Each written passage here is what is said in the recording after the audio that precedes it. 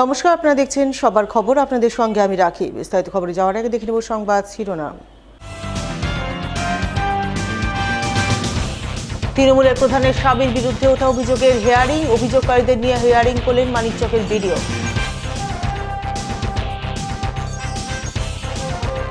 কালিয়াচকে যানজট সমস্যা রুখতে বিশেষ অভিযান চালিয়ে কড়া পদক্ষেপ গ্রহণ ট্রাফিক পুলিশের।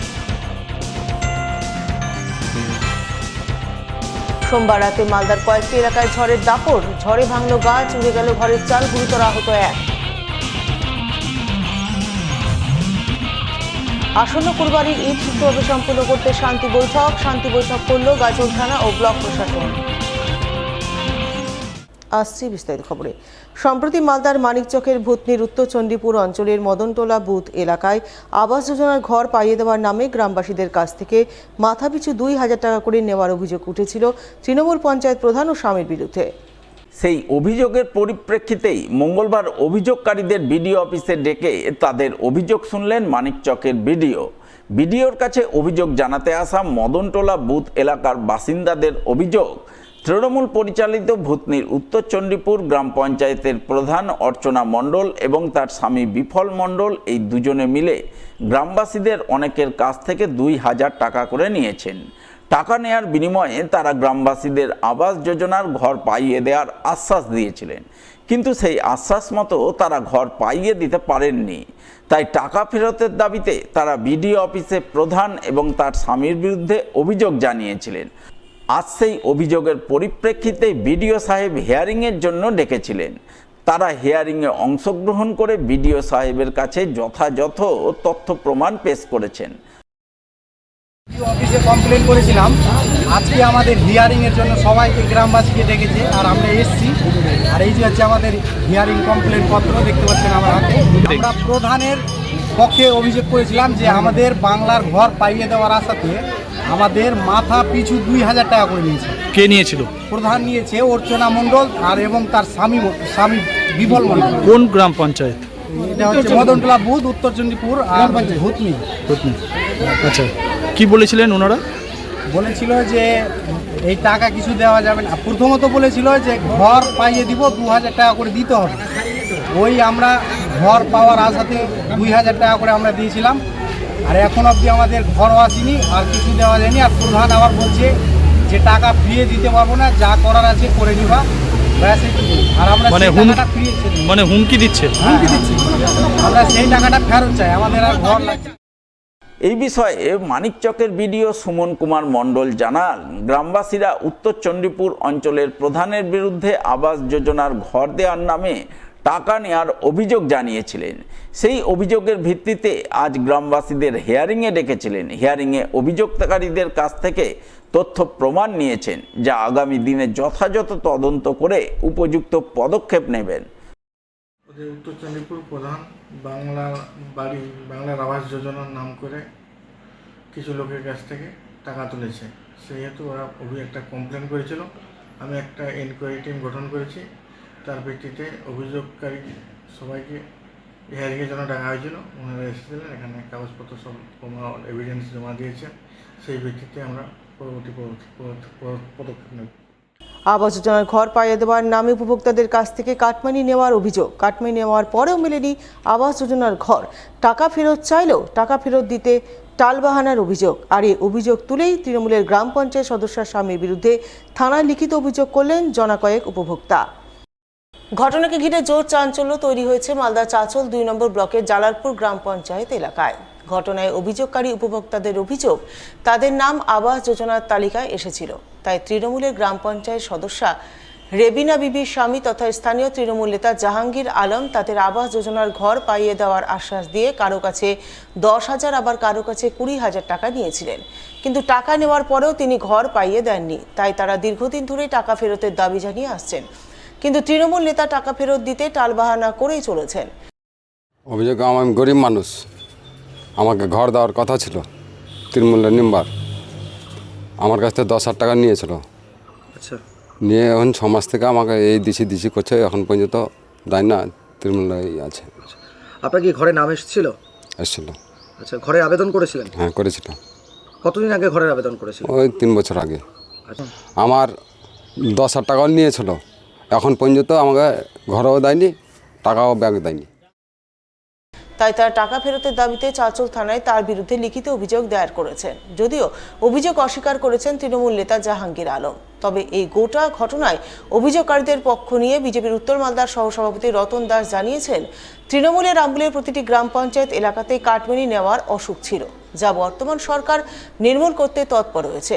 যারা কাটমানি নিয়েছেন, সরকার তাদের বিরুদ্ধে কড়া পদক্ষেপ গ্রহণ করবে। মানুষ অভিযোগ করেছে তাদের যে কাটমানি খাওয়ার যে অভ্যাস, আর সেইটা আজকে প্রকাশ্যে এসছে, তারা থানাতে অভিযোগ করেছে। আমি সাধারণ যারা গরিব সম্প্রদায়ের মানুষ, আর তারা বাংলার বাড়ি এই প্রকল্প পাইয়ে দেওয়ার নাম করে যাদেরকে প্রতারিত করেছে, আমি বলবো এটা সমস্ত গ্রাম পঞ্চায়েতের এটা মানে অসুখ ছিল আগের সরকারের। আর তাদের কাছেও আপিল করব, তারা যাতে নির্ভয়ে, আর তারা যে সমস্ত মেম্বার এই পয়সা নিয়েছিল তাদের বিরুদ্ধে থানাতে অভিযোগ করুক। আর সরকার খুব তৎপর এই দুর্নীতি মুক্ত করার জন্য পশ্চিমবঙ্গকে, আর প্রশাসনও খুব তৎপর। এখন সময় একটি বিরতির পর থাকছে আর অনেক খবর, সঙ্গে থাকুন। গৌরভূমি বলে খ্যাত বঙ্গ সংস্কৃতির মূলধারা মালদা জেলা। অঞ্জলি জুয়েলার্সের নবতম শোরুম এবার মালদায়। অঞ্জলির নতুন ঠিকানা রথবাড়ির কাছে মালদা টাউনের রবীন্দ্র এভিনিউয়ে। অঞ্জলি এখানেও আপনাদের পছন্দের কথা মাথায় রেখে তৈরি করেছে নিত্য নতুন ডিজাইনের সোনার গয়না, হীরের গয়না, রূপোর গয়না, মুক্ত এবং কস্টিউম জুয়েলারি। রয়েছে গ্রহরত্ন এবং জুয়েল প্লাস স্কিমের সুবিধা। অঞ্জলি জুয়েলার্স, সবার জন্য। 26/27 Rabindra Avenue, Malda town. Like করুন মালদা সবার খবর ফেসবুক পেজকে, কারণ সবার খবর সময়ের সাথে জনতার পাশে। ফিরে এলাম বিরতির পর। মালদার কালিয়াচকের চৌরঙ্গি মোড় এলাকার যানজট পরিস্থিতি মোকাবিলায় এবার কড়া পদক্ষেপ গ্রহণ করল ট্রাফিক পুলিশ। যানজট সমস্যার সমাধানে বিশেষ অভিযান চালালো মঙ্গলবার। এদিন কালিয়াচকের ট্রাফিক ইন্সপেক্টর মহেশ সিং এবং ট্রাফিক ওসি রাজু দাস সহ অন্যান্যরা মিলে কালিয়াচক চৌরঙ্গি মোড়ে জাতীয় সড়কে অবৈধ পার্কিং, রাস্তায় যত্রতত্র বিভিন্ন যানবাহন দাঁড় করিয়ে রাখা লাইসেন্সবিহীন বাইক চালকদের বিরুদ্ধে অভিযান চালিয়ে তাদের বিরুদ্ধে কড়া পদক্ষেপ গ্রহণ করেন। রাস্তার পাশে অবৈধ দোকানপাট, গাড়ি পার্কিং রুখতে রিকভারি ভ্যান নিয়ে অভিযান চালান ট্রাফিক পুলিশের আধিকারিকরা। সেই সঙ্গে রুটবিহীন বেআইনি টোটো চালকদের বিরুদ্ধে অভিযান চালান ট্রাফিক পুলিশ। উদ্দেশ্য একটাই, যে কোনো উপায়ে কালিয়াচক চৌরঙ্গি মোড়কে যানজট মুক্ত রাখা।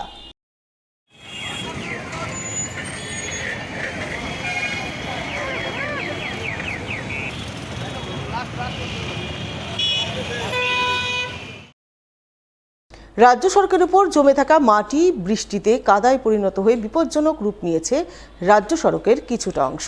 আর এই অংশ দিয়ে বিভিন্ন যানবাহন চলাচল করতে গিয়ে ঘটছে ছোটখাটো দুর্ঘটনা। মঙ্গলবার সকাল থেকে রাজ্য সড়কের এমনই বিপজ্জনক রূপের ছবি ধরা পড়ল মালদার হবিবপুর ব্লকের আইহো এবং ঋষিপুর অঞ্চলের মাঝামাঝিতে অবস্থিত বুড়িতলা এলাকায়। যা নিয়ে একরাশ ক্ষোভ উগরে দিলেন স্থানীয় বাসিন্দা সহ বিভিন্ন যানবাহন চালকরা। তাদের বক্তব্য, এই এলাকা দিয়ে অনেক ট্রাক্টর চলাচল করে। জমি থেকে ফসল তুলে ট্রাক্টর আইহো সিংহাবাদ রাজ্য সড়কে ওঠা মাত্রই ট্রাক্টরের চাকার সঙ্গে লেগে থাকা কাদামাটি রাজ্য সড়কে লেগে যায়। এরপর সেই মাটি দিনের পর দিন রাজ্য সড়কে পড়ে পড়ে পুরু আস্তরণ তৈরি করে এবং বৃষ্টি হতেই মাটির পুরু আস্তরণ পিচ্ছিল কাদায় রূপান্তরিত হয়। সেই কারণেই পিচ্ছিল কাদার উপর দিয়ে কোনো যানবাহন চলাচল করলেই যানবাহনের চাকা পিছলে যায়। এমনই ঘটনা ঘটেছে সোমবার সকাল থেকে। বেশ কয়েকটি ছোটোখাটো দুর্ঘটনা ঘটেছে। তাই এই বিষয়ে তারা প্রশাসনের দৃষ্টি আকর্ষণ করছেন, না হলে আগামীতে বড় ধরনের দুর্ঘটনার আশঙ্কা রয়েছে। রাস্তার অবস্থা খুব শোচনীয়। মাঠ থেকে ধান ওঠার জন্য কাদাগুলো সব ট্রাক্টরের সঙ্গে উঠে গেছে। রাস্তা দিয়ে হেঁটে পার হওয়া যাচ্ছে না, বাইক তো ঠেলে ঠেলে নিয়ে পার হতে হচ্ছে আমাদেরকে। খুবই অসুবিধার মধ্যে আমরা আছি। দুর্ঘটনা তো ঘটছে, দুর্ঘটনা ঘটছেই তো, দুর্ঘটনা একের পর এক ঘটে যাচ্ছে। এটা প্রশাসনকে এটা প্রশাসন এর প্রতি কোনো লক্ষ্যই দিচ্ছে না। হ্যাঁ, অবশ্যই দেখা উচিত। রাস্তার উপরে এরকম একটা প্রবলেম হয়ে আছে, এটা না দেখলে তাহলে কেমন করে হবে? দুর্ঘটনা ঘটছে রাস্তায়। দুর্ঘটনা তো প্রতিদিনের ন্যায় ঘটছে। এটা কোন জায়গায়? এটা তোমার শুকনগর আর ঋষিপুর আইহি অঞ্চল আর ঋষিপুর অঞ্চলের মিডিল বুড়িতলা এলাকায়। এখন কি চাইছেন প্রশাসনের কাছে? এখন চাইছি প্রশাসন যেন এটা দেখে শুনে রাস্তাটার যেন অবস্থা ভালো করে পরিষ্কার পরিচ্ছন্ন করে।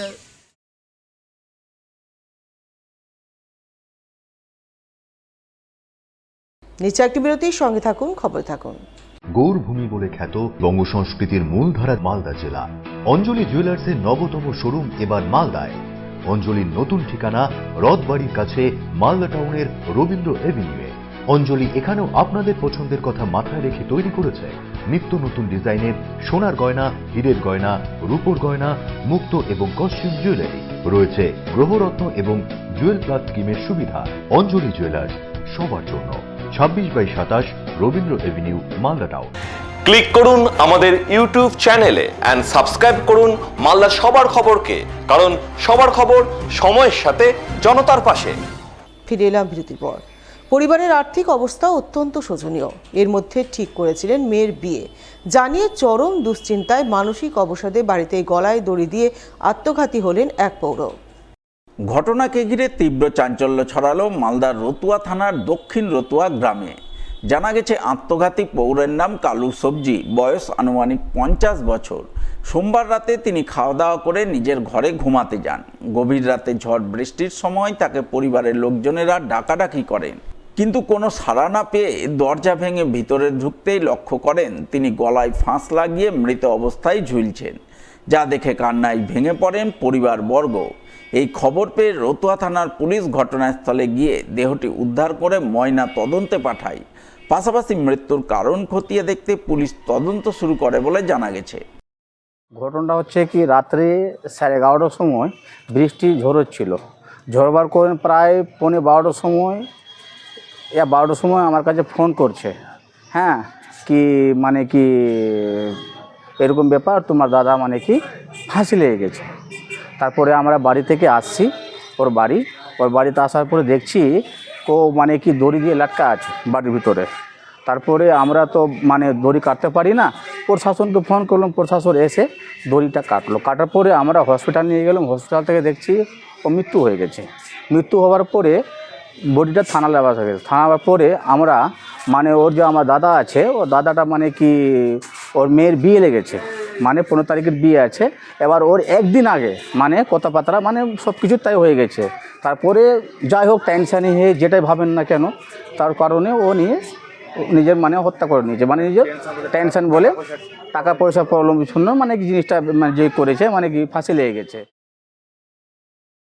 সোমবার রাতে প্রবল ঝড়ে মালদার হবিপুর ব্লকের বুলবুলচন্ডী অঞ্চলের তালপুকুর এলাকায় তছনছ হয়ে গেল এক কাঠমিস্ত্রির বাড়ি। ঝড়ের দাপটে উড়ে গেল ঘরের টিনের চালা, ভেঙে পড়ল ইটের দেওয়ালের একাংশ।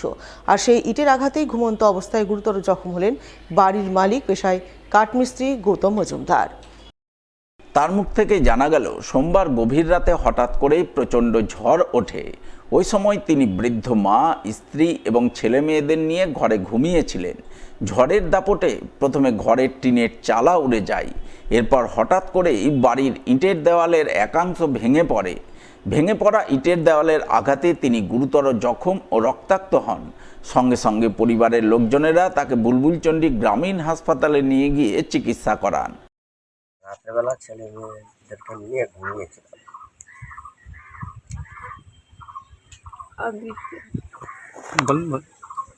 হঠাৎ করে ঝড় এসে ঘর বাড়ি আমার ভেঙে দিল, ইট ছুটে পড়ে যায়, আমার মাথা পেটে গিয়ে। ঘরে ছিলেন আপনি? হ্যাঁ, 18টা সেলাই পড়েছে। কি কি ক্ষতি হয়েছে তোমার? ঘর বাড়ি সব ভেঙেছিল, সব হয়ে গেছে, কিছুই তো নাই। 1 বিঘা জমিও নাই বা 10 কাঠা জমিও নাই যে চাষ করে খাই। দিন আনি দিন খাটি। আপনি তখন ঘরে ছিলেন? হ্যাঁ, ঘুমিয়েছিলাম, খাওয়া দাওয়া করে বাচ্চা কাচ্চা নিয়ে সবাই মিলে ঘুমিয়েছে। এদিকে এই খবর পেয়ে মঙ্গলবার সকালে জখম কাঠমিস্ত্রির বাড়ি যান হবিবপুর ব্লক তৃণমূল সভাপতি শপথ সরকার ও বুলবুলচন্ডী অঞ্চল তৃণমূল সভাপতি রাজীব দাগা। তারা অসহায় কাঠমিস্ত্রির হাতে কিছু আর্থিক সাহায্য তুলে দেন এবং অসহায় পরিবারটিকে সরকারি সাহায্য সহযোগিতার জন্য বিডিও সাহেবের সঙ্গে যোগাযোগ করেন বলে খবর। ইন্দুরচন্ডী অঞ্চলের মনোহরপুর মোড়ে খবর পেলাম যে গতকাল রাত্রে 12টা নাগাদ যে ঝড় হয়েছিল সেই ঝড়ে গৌতম মজুমদারের বাড়ি উল্টে যায় এবং তার মাথার উপরে ইট পড়ে এবং 18টা সেলাই পড়ে। সেই খবর পেয়েই আমরা সঙ্গে সঙ্গে তৈরি করে তার বাড়িতে আসি। দেখলাম যে তার বাড়ির ঘরের টিনের চাল সম্পূর্ণ উড়ে গেছে এবং তার মাথায় সেলাই পড়েছে। হসপিটালে এখনই আসলো। আমরা তাকে প্রশাসনিক যে সহযোগিতাগুলো পাওয়া যায় তার জন্য বিডিওকে সঙ্গে সঙ্গে আমি ফোন করলাম। বিডিও সাহেব বললেন সমস্ত ব্যবস্থা আমরা করবো এবং আমরা অঞ্চল অফিসের আমাদের এখানে এই ওয়ার্ডের উপপ্রধান সমীর শাহ আছে, তাকে আমি খবর দিলাম, সেও আসবে। আর আমাদের দলের তরফ থেকে তাকে যতটা সাহায্য করা যায় বাজার টাজার করার জন্য কিছু তাকে অনুদান আমরা দিয়ে গেলাম এবং তার পাশে সবসময় আমরা আছি। যাই হোক তাকে আমরা দেখব।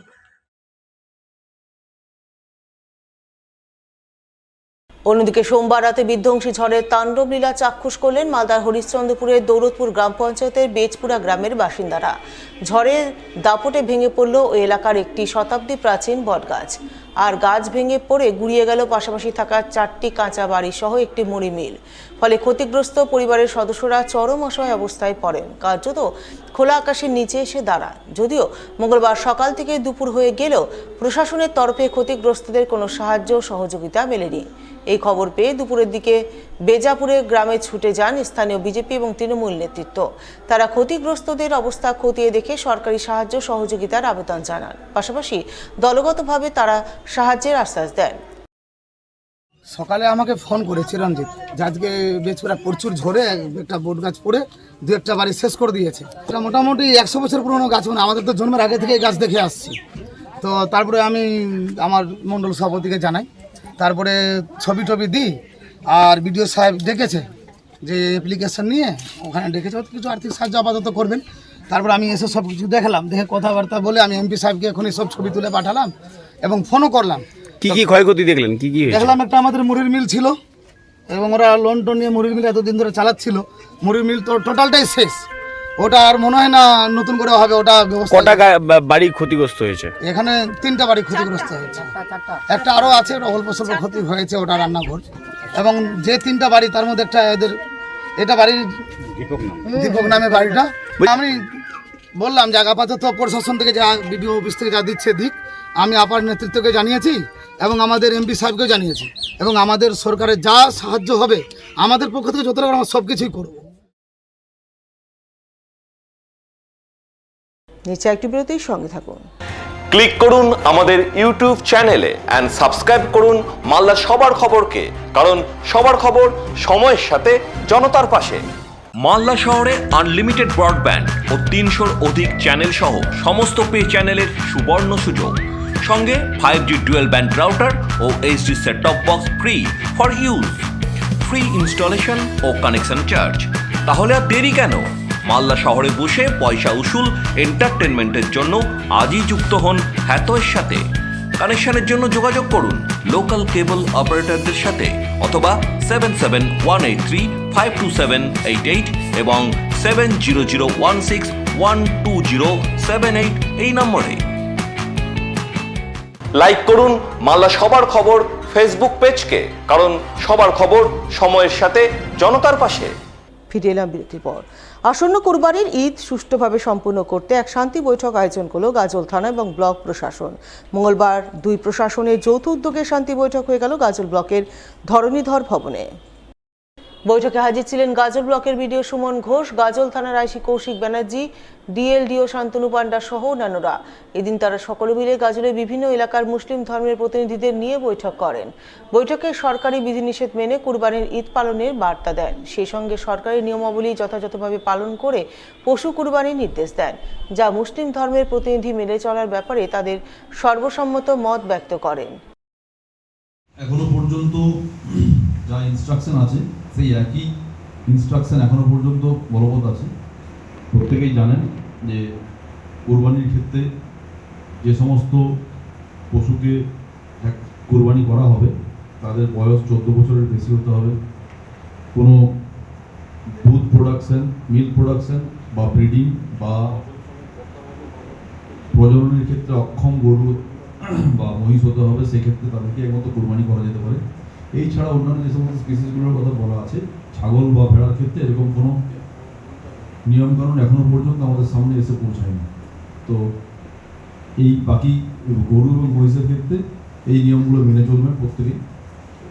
তারপরেও যদি ওই ক্রাইটেরিয়া মেনে যদি কোরবানি করা যায় বা আপনারা যদি করতে পারেন, সেক্ষেত্রে পশু চিকিৎসক, সরকারি পশু চিকিৎসক এবং পঞ্চায়েত সমিতির সভাপতি সাহেবের কাছ থেকে একটা সার্টিফিকেট নেওয়া বাধ্যতামূলক যে ফিট ফর স্যাক্রিফাইস ওই পশুটি। ইনারা নিজের থেকে দিচ্ছেন না, ইনারা সরকার থেকে যেটা আদেশ এসছে সেটা ইনারা বলছে, আমাদেরকে সেটা মানতে হবে। আমি সেদিন বলেছিলাম যে আমরা 14 বছরের পরে যে গরু বা মহিষ সেটা কুরবানির যোগ্য আমাদের হবে না, ওটা বয়স্ক হয়ে যায়। একটা কুরবানি করতে গেলে আমাকে সবল জানমাল লাগবে, তো সবল লাগতে গেলে তো আমার 14 বছরের নিচে করতে হবে। তাহলে 14 বছরের নিচে তো আমার অনুমতি নেই সরকারের, আমি কেন সরকারের সঙ্গে আমি লড়তে যাব? আমি এক বাক্যে আপনারা মেনে নেন, আমরা গরু গতবারও বলেছিলাম গরু এবার আমরা কুরবানি দিচ্ছি না। আমি জনসাধারণকে বলছি আমরা এবার কুরবানি গরু দিব না, আপনারা কেউ দিয়েন না, কেউ ঝামেলায় করবেন না। মঙ্গলবার 11ই জ্যৈষ্ঠ 1899 সালের এই দিনটিতেই জন্মগ্রহণ করেছিলেন বিদ্রোহী কবি কাজী নজরুল ইসলাম। সে অনুযায়ী মঙ্গলবার বিদ্রোহী কবির 128তম জন্মজয়ন্তী। তাই প্রতি বছরের মতো এবারও দিনটি যথাযোগ্য মর্যাদায় পালনের ছবি নজরে এলো মালদায়। মালদা শিল্পী সংসদের উদ্যোগে এবং ইংরেজবাজার পৌরসভার সহযোগিতায় বিদ্রোহী কবি কাজী নজরুল ইসলামের জন্মজয়ন্তী উদযাপন করা হয় যথাযোগ্য মর্যাদায়। দিনটি উপলক্ষে এদিন 7 সকালেই মালদার উঠোন সংলগ্ন নজরুল মূর্তিতে মাল্যদান করে শ্রদ্ধাঞ্জলি নিবেদন করেন ইংরেজবাজার পৌরসভার চেয়ারম্যান কৃষ্ণেন্দু চৌধুরী। এছাড়া উপস্থিত ছিলেন মালদা শিল্পী সংসদের সভাপতি মলয় সাহা সহ অন্যান্যরা। তারা সকলে মিলে নজরুল ইসলামের কবিতা পাঠ করে নজরুল গীতি পরিবেশনের মাধ্যমে তাঁর প্রতি শ্রদ্ধাঞ্জলি নিবেদন করেন।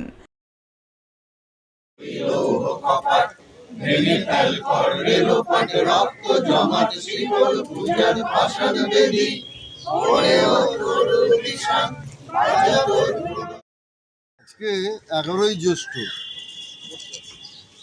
কাজী নজরুল ইসলামের জন্মদিন।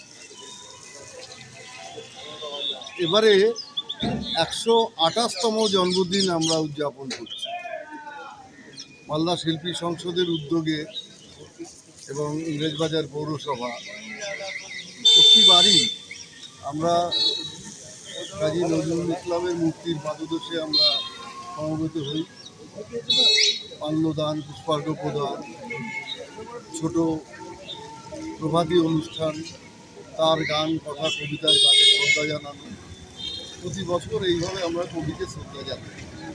এবারও এই প্রাকৃতিক দুর্যোগ হলেও মালদার অনেক শিল্পী এবং আমাদের পৌরসভার পক্ষ থেকে পৌরপতি এবং আরও অনেকেই এখানে বিভিন্ন সংস্থা থেকেও এসছেন, সবাই মিলে আমরা আজকে সকালে কবিকে শ্রদ্ধা নিবেদন করি। শেষ করে সংবাদ শিরোনাম আরও একবার। তৃণমূলের প্রধানের স্বামীর বিরুদ্ধে ওঠা অভিযোগের হিয়ারিং, অভিযোগকারীদের নিয়ে হিয়ারিং করলেন মানিকচকের বিডিও।